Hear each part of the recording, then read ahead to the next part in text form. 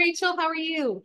I'm good. How are you? Good. I'm Allison, one of the owners at Fabled. Welcome. So Yes. excited to have you. Thank you. And Thanks so I'm much for having me. Elizabeth. Yeah, I know we've messaged on the socials. So Oh, great. Oh, yes. Yeah. Thank you so much for having me. I'm so excited. it looks very bright where you are. Are you in California? I am in California. I'm in Los Angeles. All All Yeah. right. right. So it's A little bit earlier. 5. Yeah. Yeah, it's 5. My brother lives in Orange County there. So Oh, yeah. he experiences beautiful weather, wonderful weather. It's nice. I think it's less hot than maybe where you are right now.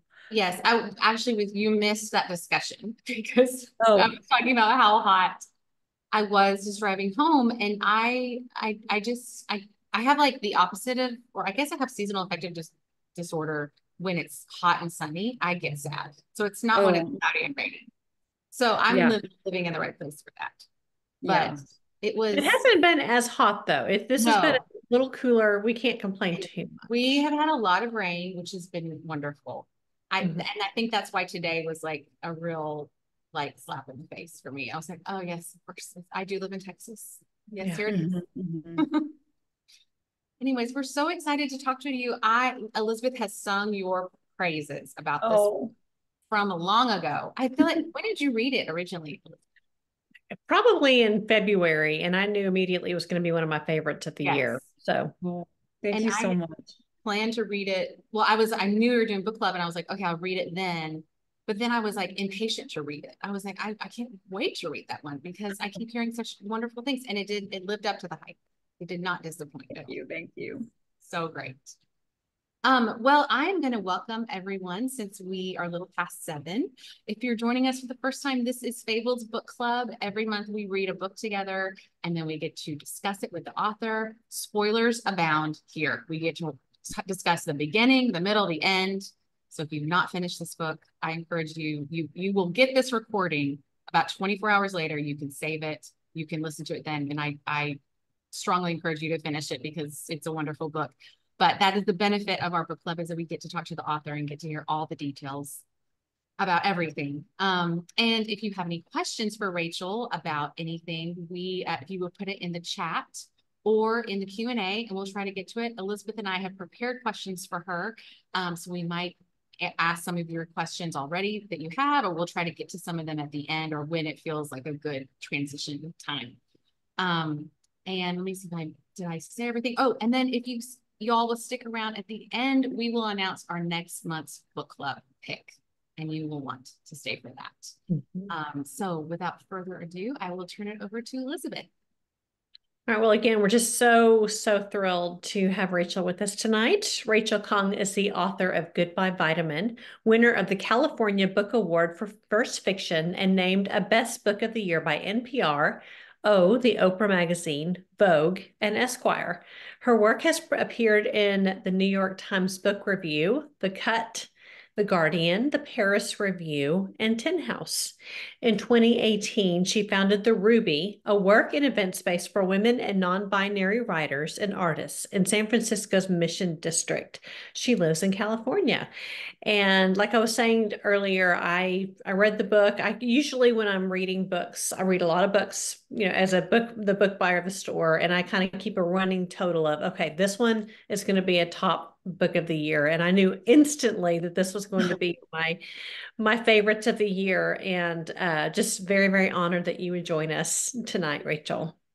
Thank you. It means so much. I mean, booksellers, you all do like the Lord's work. It's Mhm. so essential to yeah, the literary landscape. And I'm just I feel so lucky that you read the book and it resonated. And thank you so much for having me here. I'm really excited to talk. Absolutely. Now, can you just give the listeners just sort of a brief pitch of what of the book, so we can kind of start our discussion from there? Yeah. I am really bad at the pitch, the elevator pitch. I think that's why I wrote this book that's 400 plus pages because I had so many things that I wanted to write about and I wanted to talk about. The sort of elevator pitch, I guess, is that it's a story about 3 generations of a Chinese American family. And it's the main questions that the book asks or maybe the main question that it asks really is, how do we become who we become? And yeah, and I think that question has so many answers to it, and that's all explored in the book itself. Love it. Well, I would love to hear where the idea came from, where the story started coming together for you. Yeah, it's funny because it's for me, it's not as though there was just one idea, like the book is sort of a lot of ideas in one book. And it's not, I don't really work from, this grand vision. I don't really have an idea when I'm writing, when I'm beginning to write. I don't really know where things are going. And I'm sort of writing in order to find out, and I'm exploring as I'm writing.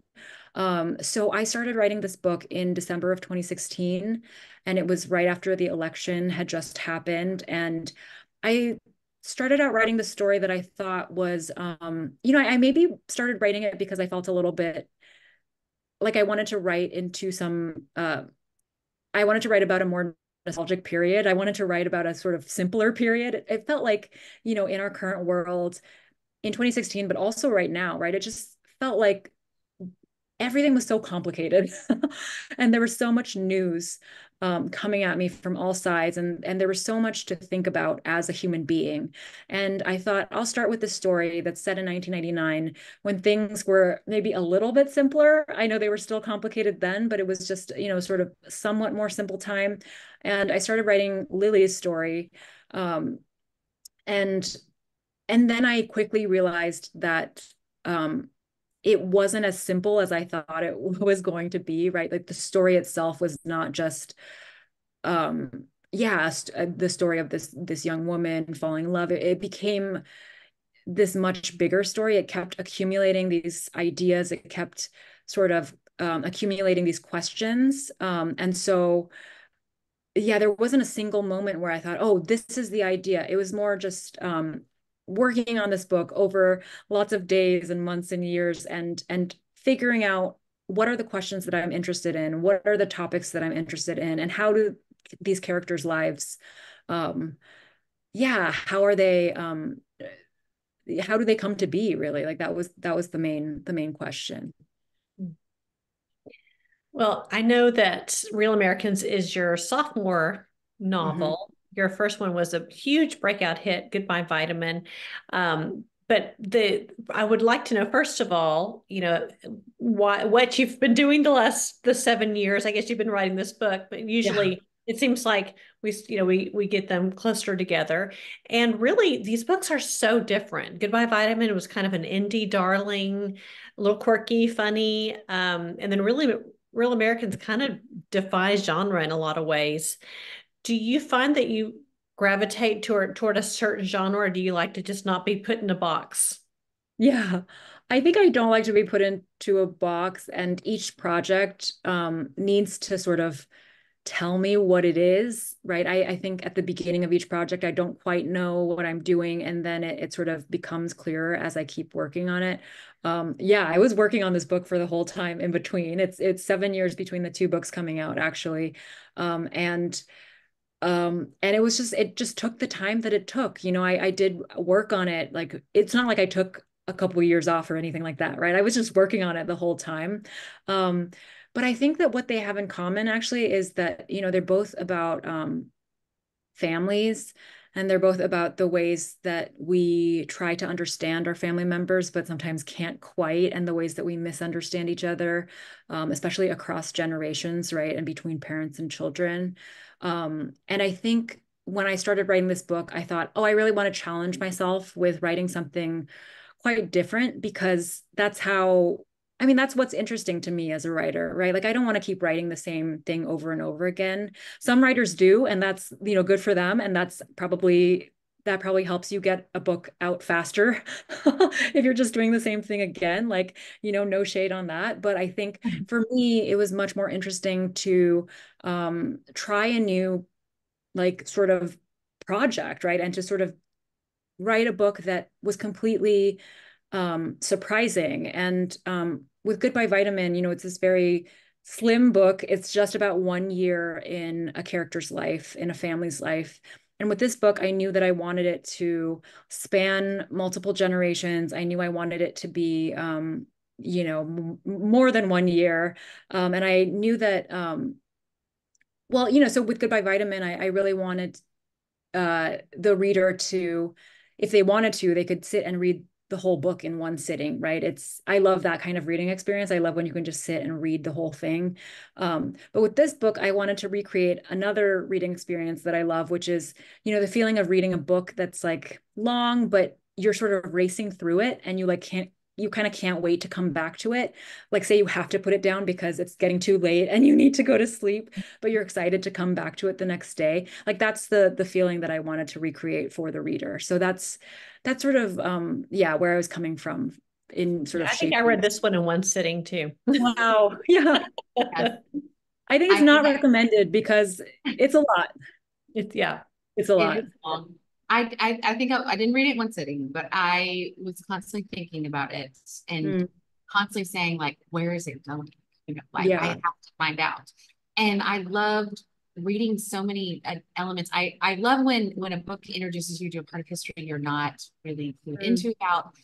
I love the part of Mao's China that was fascinating to me. How did you research that? Like, what's your approach on that? Do you have a personal connection to it, or I didn't have a personal connection, but I just did a lot of reading. I watched some oral histories. There was a lot of research for this book because I also didn't know that much about science and about genetic engineering. That was all stuff that I had to read about and learn about. And it happened over the course of many years. And the research really shaped what the book became. Again, it wasn't as though I started out with this grand plan and just kind of collected the research in order to support my story. It was more that I was learning things all the time, and what I learned shaped the story itself. When I learned more about what was possible, in certain eras of science, then I thought, okay, this is what the characters might do. And similarly with the Cultural Revolution, there's so much that I didn't know. I kind of vaguely knew about it as a concept, like just like a thing that had happened. But I think I had no idea as to just the reality of what it was like for people. It was so, it was so hard. And so, and to just kind of imagine that, like, you think about historical events, even, tragedies today, like on, like huge numbers of people suffering. It's really hard to conceptualize that. You almost need the individual story, right, in order to feel the real impacts of what happened, right? Like of whatever huge tragedy happened. And so oral histories were really helpful when I sort of like watched these survivors telling their stories and telling what happened in their individual lives. And that was really an intention with the book itself. Like I wanted not to just write about historical events, right? It's not a historical text, but to really make it personal, right? And just really embodied in like these individual characters' lives. Yeah. I have a funny story to tell that because my husband and I dropped our kids off at camp this weekend, and I was driving back and talking about this book. And so I just kept talking and went into detail about the insects taking over the crops. And then I realized like I'm just talking so much about it. And so I tell my husband, thank you for listening. I'm sorry I went into so much detail. And he was driving, so he goes, it's not like I could go anywhere. So he listened. He probably should tune in because he's basically heard the whole book. How much it's so fascinating. So funny.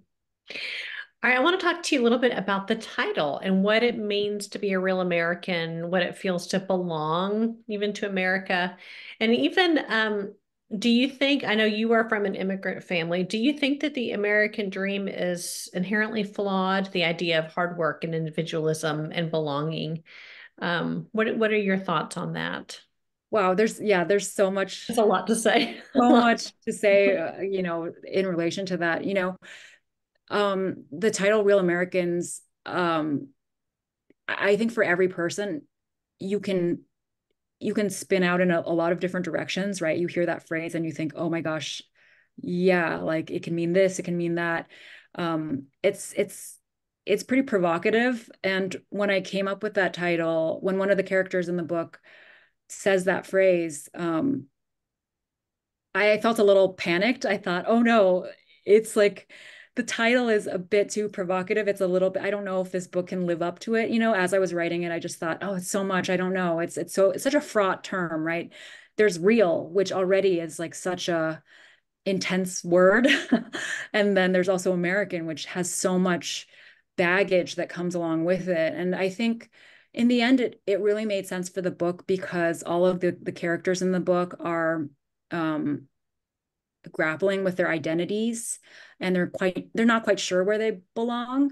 And I think, um, yeah, I think belonging in America can be very elusive because it's so much, this book is a lot about the stories that America tells itself about itself, right? Tells its people about itself. And one of those is the American dream, right? About hard work, individualism, achievement.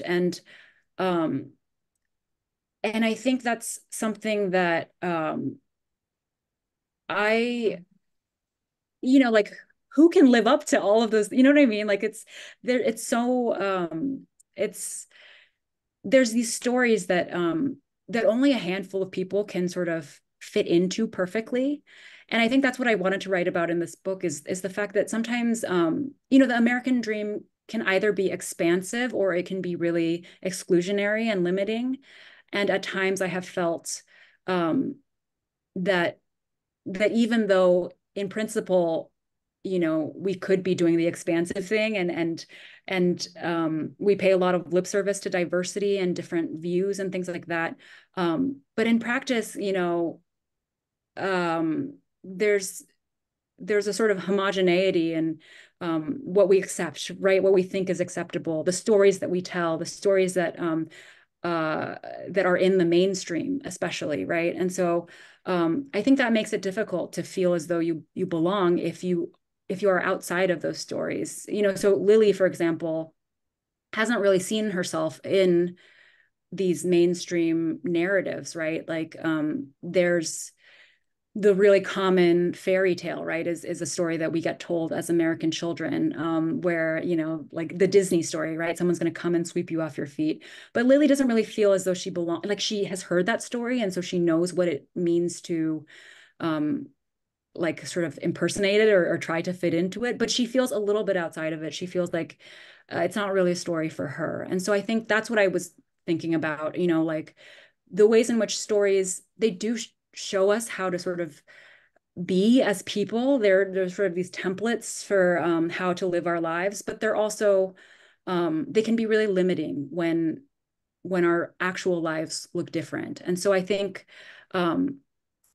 I don't know, there's a lot to say about your question, but I think, the American dream, I think a lot of American values, I think are really lovely. Like I think that we should still hold on to them, right? Things like democracy and, equality and diversity and all of these things. But I think that I wanted to ask questions about whether or not we're living up to these ideals that we've set forth, or if we're actually doing something different than what we have said. Yeah. Well said. I love that. Was so good. I loved the title because I felt like it was a secondary conversation happening while I was reading the book, because I was looking for who is the real American, what is the real American experience, especially with the wealth. And it was very fascinating. I imagine just so many book clubs having that discussion about it. You mentioned before about the research, the scientific and tech portion of this book. And when I was reading it, it kind of reminded me when I saw Jurassic Park for the first time, where you're being presented with the science and you're like, that sounds legit. Like, I don't know if it's true, but like even Ghost in Jurassic Park, I'm like, feels like you could get DNA from a mosquito. So I didn't know, like, what is your process? It's like, did you have to steep yourself very deeply into science? Is that easy for you to do? Is it legit? I mean, yeah. Well, yeah, I love that you say that. I mean, Jurassic Park is such a classic for a reason. I think it was very formative for me as a millennial. I think that was what I was going for, a sort of confident seeming scientific explanation that, and the hope was that it would be accessible enough to people who weren't in the sciences, but also wouldn't totally enrage people who were scientists. Like, I really hoped that if you were a scientist, you wouldn't throw the book across the room in anger because everything was wrong. So I think, yeah, that was my goal. And the science part of the book, I really wanted to write about science because it's something that I've been interested in. And I think gene editing specifically is it's here, it's basically the technology it's coming, it's here. And there are real decisions that we're going to get to make about future human beings. And that's so fascinating to me.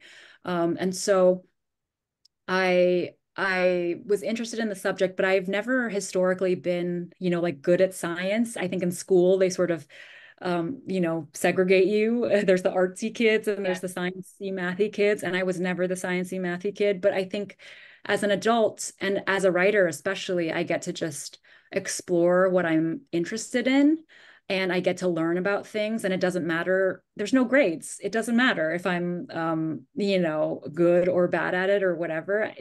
All that matters is my curiosity and my interest in it. Right. And so I read a lot of books, but what I did was I cold emailed a bunch of scientists online. I just found email addresses of people who were either at universities or worked at companies. And most people didn't respond to me because my questions were so vague. And I was like, I'm just a writer, I'm working on a novel. And it was, what was in it for them. But I did have one scientist named Derek Jantz who worked for a biotech company and had sort of been an early developer of one of these gene editing technologies, who responded to me because he's a big reader of science fiction. And he was just so generous with his time. We talked with each other probably, a couple times over the course of years, really. And first I started out with very vague questions. And then as I figured out what was happening, they became more and more specific. But I have found that people who are really good at what they do can be really generous with their knowledge and want to share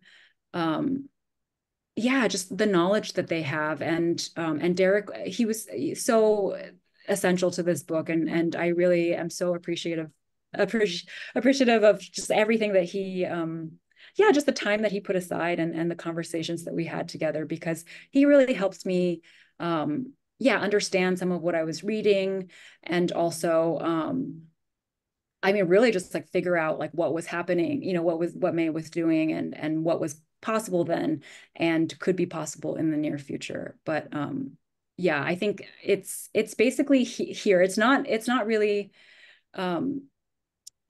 I don't think it could have happened exactly the way that it was written in the book, but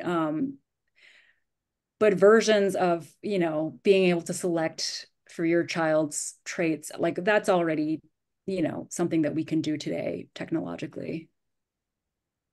Now, one of we do subscription boxes, and one of our most popular is the mystery thriller box. And this month, everyone's getting Baby X by Kira Peikoff. And the idea behind that is being able to use sloughed off DNA and making babies that way. And so now we have, very beautiful celebrities who hire DNA cleanuppers to make sure that they can't throw away a Starbucks cup and find out months later that they're going to be parents. So, and they've talked about that on NPR. I mean, I think the science is pretty scary. So I'm glad that we have books like Baby X and like Real Americans to really kind of grapple with that beforehand. Mm-hmm, mm-hmm. And I have this is more of a comment than a discussion question, but I am a mystery thriller lover. And I loved the construct of this book. We're halfway through the book, we can talk about spoilers. We find that this beautiful romance relationship between Matthew and Lily is no longer. And so the reader, I think the propulsiveness about this is trying to figure out what happened to them. Do you love mysteries like this, or more of the slow burn suspense? Was that an intentional construct? I wish that I had more background in mysteries. No, yeah, I think that maybe as a kid I read more of them. Um I think that was really formative for me, actually, just like mysteries like the Boxcar Children and Nancy Drew and stuff. Like those like classic mysteries were they feel sort of part of my DNA. I think this book is a lot about the stories that I got told growing up, you know, and stories that were sort of in the air. So there's, of course, like the story of romance that I mentioned, right? The sort of love story, the Disney story, but there's also the story of achievement, right? And working really hard, that American dream story. So it's about all of these different stories. And I love that you mentioned the mystery thriller, because I didn't feel necessarily that was what I was doing, but I think in retrospect, it is so much a book that just kind of, yeah, is not faithful to any genre. It sort of steals from lots of different archetypal stories, really, right? And it's Love stories that. that we Yeah. have been told before, but trying to do it in a different way, or to sort of turn them a little bit on their head, or to question, right? Like, you know, here's this fairy tale, but like, should it, yeah, what's happening here? What is actually happening, right? And just sort of twisting them a little bit. Great job. Chef's kiss.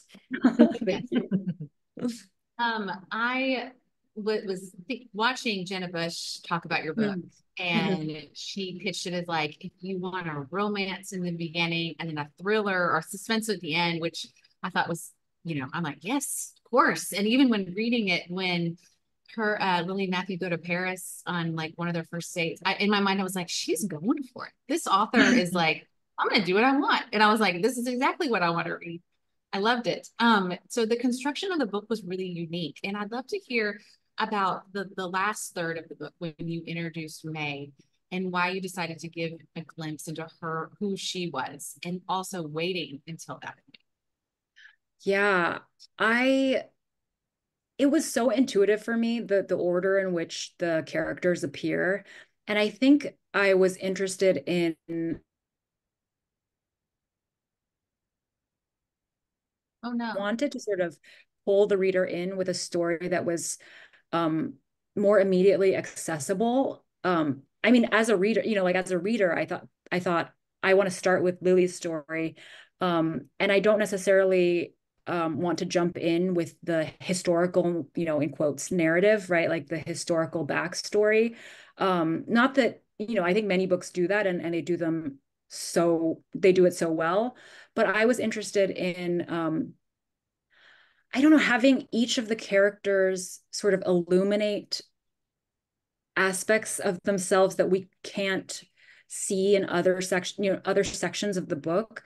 You know, this book is very much about the limits of our own perspectives and what we can know about even the loved ones in our lives, and how well we can know them. So there are things that we think that we know about May, or we think we know about Nick, right? And in their sections where they get to narrate things, we really find out much more of the context. We find out why they made the decisions they made. We find out just so much more about them than we could have learned from um, other sections. And I think that, you know, in a novel, you're sort of going along with whatever this character says, right? With whatever this first person narrator says. And you kind of have to trust them. Sometimes they're unreliable, and so you don't really trust them. But I think that you believe in what they're saying, and you're sort of with them, right? And I wanted to bring in May's voice later, because she once we hear her story, it really calls into question um not that it calls into question, but it just complicates the things that Lily has said, right? And it complicates the decision that Lily made, because you know, May's life is so much richer than Lily could have possibly known. I think because they had this sort of um, miscommunication, this disconnect in how they could connect with each other. And so that was really an interest of mine, just like not having one dominant narrative, but to have each narrative then complicated by the next character and the next character, until you sort of had a fuller picture but it could also really understand why each character is the way they are, right? Like each character has the perspective that they have, and they're sort of limited by that, but each of them is also trying their best, I think, to understand their loved ones, or to I don't know, yeah, to connect. Well, thinking about the generations, and one of the biggest questions, we're going a little bit back to the science part, but the question I have is, what would you game the system and the genetic code if you could, to make sure that your child got ahead? And what are some of the scary pitfalls that you might find with this? Would you want to do that? And what kind of imbalance would you find? I mean, I would think, the people who are wealthier had more access to, I think it would make it much more of a disparate, Yes. A big gap. But what else do you think? Yeah, I mean, I think that's a really big one, right? Like, just I think already we're seeing that in, access to reproductive technology. It's so expensive, right? And I think that means that wealthier people have access to it, and poor people do not. And I think what I was interested in was the fact that, there's so many, I mean, aside from physical traits, which I think is absolutely a strange and slippery slope, there's things like intelligence or athleticism, or qualities that we personally put value on, right? That don't necessarily, well, I don't know, that we can individually value, but what would it mean as a society, as human beings, right? If we all chose, for everybody to be like intelligent and athletic and attractive and whatever, right? Like, I think that's such a interesting question to me. I think, we were talking earlier about American values, and I think we talk a lot about diversity, and we talk about how it's so important for people to be different. All different kinds of people are really valuable, right? And yet in practice, I think we really value a certain kind of person, right? Like we value the able-bodied or the intelligent or whatever, right? There are these sort of characteristics that we think, oh yeah, that's what I want for my future offspring. And I think that's, it just strikes me as a little bit dangerous, like that we're not more, that we don't, value everyone as who they are and in all their differences, and just all the ways that we can be different. And instead we're trying to sort of mold everybody into the same shape. I mean, I think I heard a statistic recently that, plastic surgery is on the rise, and people are wanting to look more like or have certain physical traits because of what they're seeing on social media. And I think it's strange because social media also shows us so many other ways of being, right? And lots of different faces, lots of different types of people. And yet there's still this like gravitational pull toward a sameness, like toward wanting to be a certain kind of person. So I think that's what I wanted to write about is, what do we value? And also what do we, if we got to choose for our children, what would we choose and why? And can we actually make the right choices for our children when we don't understand who they are? I mean, I think on this much smaller scale, we do that already. Parents do that all the time for their children, right? They are making decisions for their children with the sort of, the best information that they have. They're doing their best. They're trying to do what's right for this child.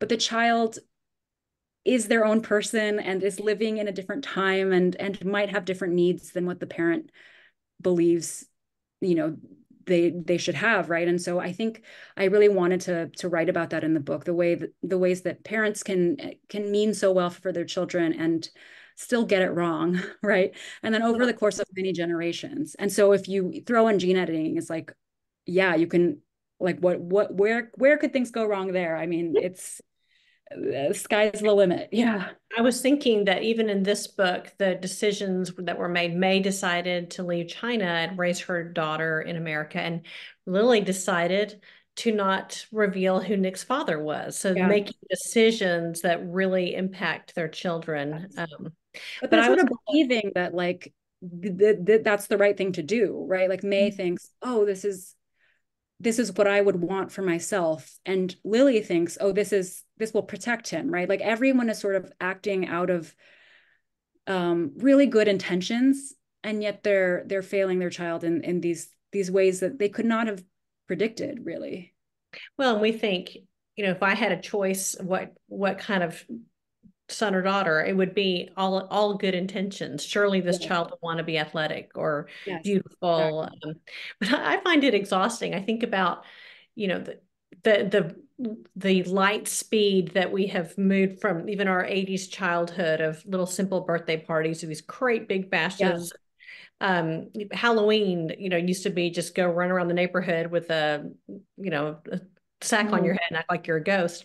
So this seems kind of exhausting to think about having to choose all these things before, before life even gets started. So it's a lot to think about and a lot to talk about. Yeah. Yeah. That's so true that today, it feels as though we have so many choices, and yet it also feels like decisions have already been made for us, you know? I think that there's the way in which, yeah, we can order anything that we want online. Um, we can choose all the things, but we also, yeah, I don't know. I think that life has also grown a little bit smaller. Like the choice, like the things that we get to choose between are, um, yeah, they're just more limited, it seems to me, or it seems like, um, because we're so overwhelmed by choice, maybe it sort of flattens our actual lives. Yeah. I agree. You mentioned being millennial, and I'm right on the line between Gen X and millennial, and Elizabeth is Gen Xer. So to read about those like events, American events that changed our lives, Y2K, 9/11, Mhm. tech bubble bursting, and now, of course, genetic engineering. What was it like to relive those things while you're writing them? And why did you decide to bring them into the story? Yeah, for each of the characters, they're living through these historical events, really, but as you're living through them, you don't think of them that way. They're just things that happen, right? And they're things that happen and inevitably shape you, even if you can't quite understand how in the moment. Um, it was funny bringing like Y2K back into it, because it feels like it's the fashion has cycled back. And Yes. it's very strange. I see these young, um and bucket hats and whatever, right? So like that, I was thinking a little bit about how it never really went away. But I think, again, I mentioned right at the beginning, that it's a book about how we become who we become. And of course, the answer is so complicated, right? It's about our genetics, it's about our parents, it's about the culture that we're raised in, um, about so many things. But I think these events, right, these world events, they do shape us, even if as we're living through them, we can't quite understand how, and we can't quite understand how, how we're different from before and after. You know, I started writing the 2021 section, Nick's section, before the pandemic happened. Um, I started writing it Oh, in Yeah, it was before the pandemic happened, and and as the pandemic was happening, I thought maybe this will blow over. Maybe I don't have to mention it. Yeah, you're not the only one who thought that. Yeah, yeah, I thought maybe it'll just be a month, and then I just don't have to mention it in this book. But then it became clear that I did have to mention it, and it was going to last much longer than that. But as it was happening, I thought, okay, here's one of those world events. Like this is an event that is going to shape me, even though I don't quite know how to understand it right now. And I know that it shaped me as a person, but I kept thinking about how it was shaping young people, shaping people who were teenagers, people who were less less of an adult, less formed than I was, right? And so Nick's character really embodies that, right? He is a teenager at the time when the pandemic happens, and he's so alone. He's very isolated. He's living on this island, but he's also further isolated by the pandemic, and that really shapes him and it makes him who he is. So, we talked about the Cultural Revolution earlier, and that's an example where you can understand totally, it's so tangible the way that something, world a historical event like the Cultural Revolution shapes the lives of the people who are part of it. But even these other tragedies, 9/11, the pandemic, they do shape our lives. And I wanted to write characters who were shaped by them, and then sort of have each of these characters in conversation with each other, right? Sort of juxtaposed with each other so that we could see how these lives unfolded. I want to ask a question from one of our viewers. Lauren said, where did the idea of moments in time stopping or slowing for the three characters come from? What was the significance of each of the three family members having these moments? Yeah, I was thinking, well, so this was so mysterious to me, actually. I wrote the time stopping. That was one of the very first pages that I wrote in this book. Um, and I thought, why is this happening? I don't really know.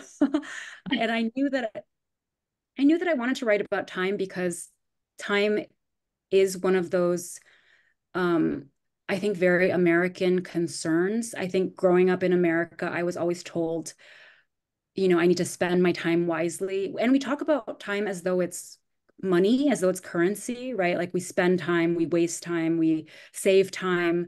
We can, we're supposed to be invest time. Yeah. And we were supposed to be like maximally productive with our time. We're supposed to use our time wisely. And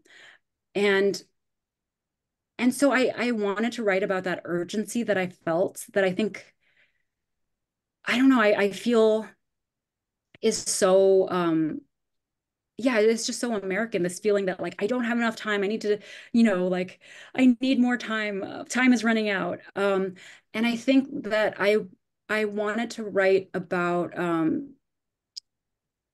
yeah, I wanted to write about that, but I also wanted to write about, or actually, I think, in writing this book, I realized that I wanted to approach time in a different way, from what I was raised with. I think I was raised with this American belief, but also an immigrant belief that I needed to use my time wisely, that I needed to, achieve something with my time. But I think as an adult, I've realized, that doesn't really make room for these other ways in which we exist in time, right? And we exist with our families. We are in relationships. We spend time with people, and that's not time that's productive, right? In any way, it's not time that you can, I don't know, make any money with, right? It's more, it's just a different kind of time. It's a different quality of time, and it's one that's not valued as much as like the sort of hustling kind of time, right? And the time in which we're working or whatever. And so I was really interested in just like writing about the way that we're raised to believe in time as this very scarce commodity, but also trying to write toward like a shift in my own understanding of time, right? Because I don't want to live life that way. I don't want to live as though like, oh my God, time is running out and I can't afford to like, see my mom because I need to make something of this time, right? Like I think that there's so much value to yeah, like refusing that sort of belief about time, right? And I think that writing itself, actually, the more that I think about it, writing is a sort of rejection of this belief that like time should be used efficiently, because writing, at least for me, is one of the most inefficient things. Sometimes I write something down and then I delete it the next day, and I'm starting, I'm stopping, I'm trying to figure things out. And it's really, like I mentioned, it took me years to write this book, and it wasn't it wasn't the most efficient timeline, but it did matter, right? Like I think that writing this book changed me as a person.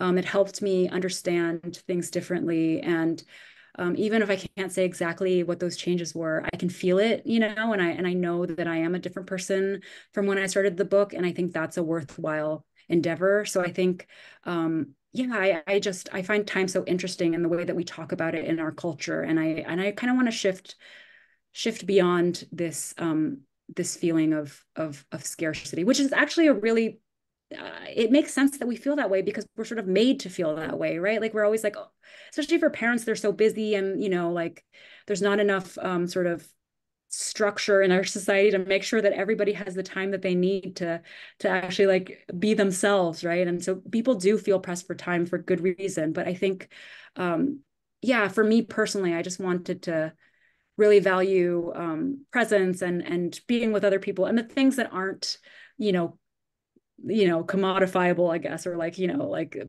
a value in capitalism, right? Yes. I love that. Awesome. We always love to, at the very end, ask our authors, what are some of your favorite books or authors? What can you recommend to us? Oh my gosh, so many. And it's funny, whenever people ask this question, then I immediately forget every Me book too. that I've ever read. Me too. Yeah.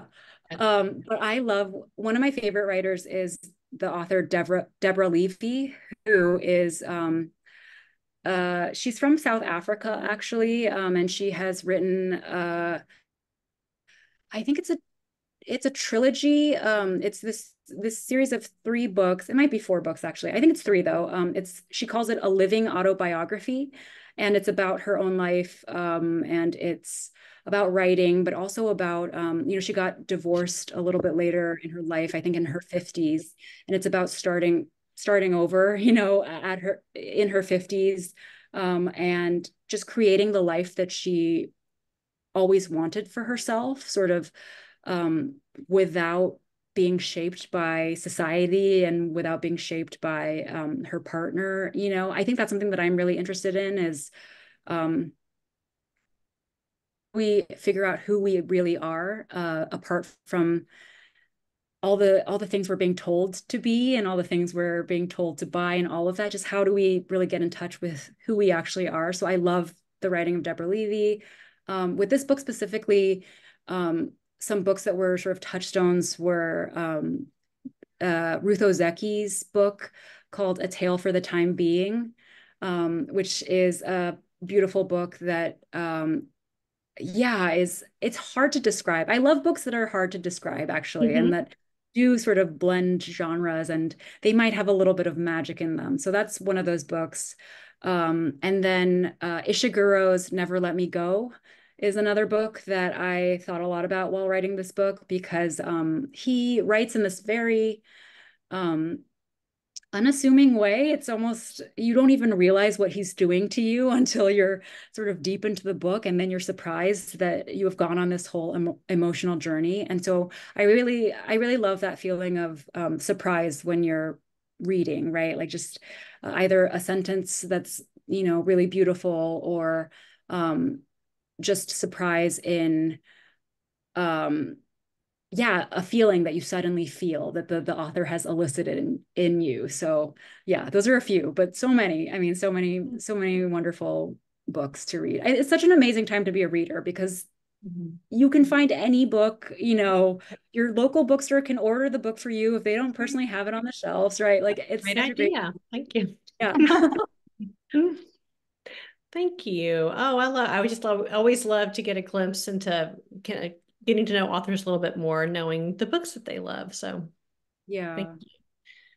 you. You mentioned that surprise and delight factor, which is something at Fabled we love to do with our experience with the book selection. And this is one that definitely falls into that category. Thank It you. was just rich with just content and feelings and things to explore in discussion with people. And so thank you for writing it for my own enjoyment of it. It was just fascinating, and we loved having you here and hearing everything about your writing process and the story itself.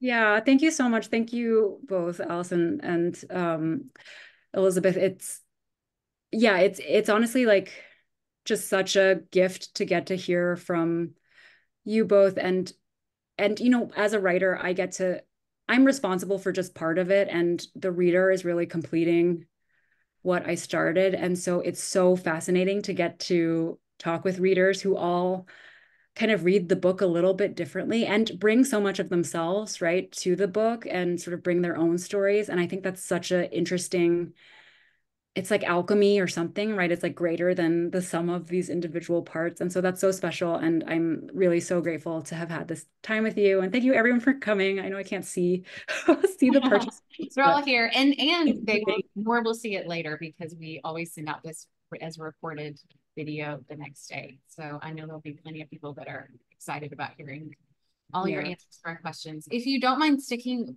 with us for 20 seconds, we're going to introduce our next month's book, which you're welcome to join as well. So turn it over to Elizabeth and post some links in the chat. So in case you'd like to sign up, if you're here, also there's a link to purchase the book on Fabled's website. And this is our summer series. So July, we have 2 book clubs that we're very excited about. The first one is July the 11th. We will be interviewing Chris Whitaker for All the Colors of the Dark. He will be in England. I will be in Cape Cod, and Allison will be holding down the fort in Waco. Fantastic book. So much to talk about with it. I dearly loved it. And then July the 16th, we're doing a left turn and interviewing Annabelle Monaghan for her wonderful summer romance. I think it's called Summer Romance, correct? Yes. Thank you. Yeah. And so we're very, very excited for both of those and hope you all join us. It's a great summer for reading, definitely. Yes. Well, thank you so much, Rachel, for joining us. And we will send all these links out to you guys in an email as well as the video. And we're excited to see you guys next month. Thanks so much. Good night. Bye.